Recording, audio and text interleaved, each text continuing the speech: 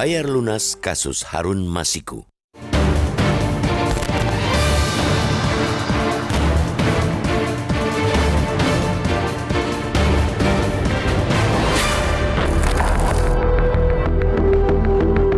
Sejak terungkap pada 2020, kasus Harun Masiku telah menjadi utang besar KPK kepada publik. Bukan saja karena begitu sulitnya menangkap Harun, KPK juga seolah loyo menyidik nama lain yang mencuat di persidangan kasus suap pergantian antar waktu atau PAW anggota DPR periode 2019-2024 dari fraksi PDIP itu.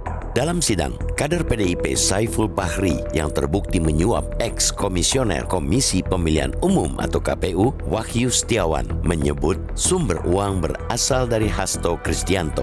Namun bertahun-tahun Sekjen PDIP itu tidak tersentuh hingga barulah Juni lalu ia diperiksa penyidik KPK. Tidak hanya itu, pertengahan Desember, KPK memeriksa pula mantan Menkumham yang juga kader PDIP, Yasona Lauli. Yasona diperiksa terkait dengan perlintasan Harun Masiku selama jadi buron dan permintaan fatwa ke MA terkait dengan posisi pergantian caleg terpilih yang meninggal dunia. Perkara yang menjerat Yasona di insiden perlintasan Harun juga terus dikuak. Pada awal 2020, Harun yang sudah masuk DPO dapat bolak-balik Jakarta-Singapura. Dalih kala itu adalah keterlambatan masuknya data imigrasi ke server Ditjen Imigrasi. Kemarin, atau sehari setelah Hasto ditetapkan sebagai tersangka suap, KPK mengeluarkan surat larangan berpergian ke luar negeri untuk Yasona dan Hasto. Hasto sendiri ditetapkan pula menjadi tersangka untuk kasus lainnya, yakni perintangan penyidikan. Ia disebut KPK memerintahkan anak buahnya merendam ponsel Harun. Berdasar pengakuan mantan penyidik KPK, Novel Baswedan, penetapan tersangka bagi Hasto sebenarnya juga sudah diusulkan sejak 2020. Ini karena bukti yang dianggap cukup dari operasi tangkap tangan atau OTT pada Wahyu kala itu.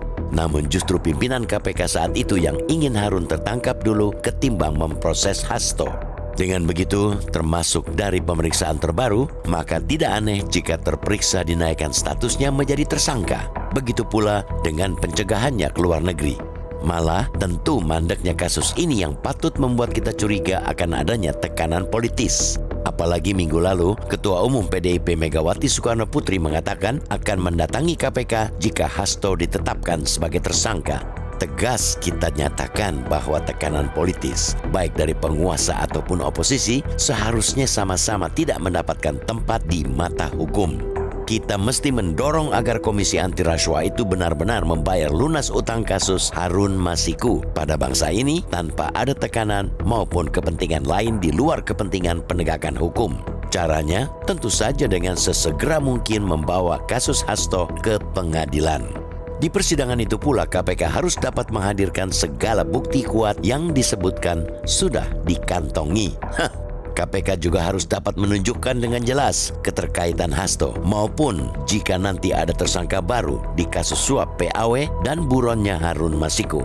Hanya dengan persidanganlah PDIP dan juga seluruh rakyat dapat melihat ada atau tidaknya tekanan politis di kasus ini.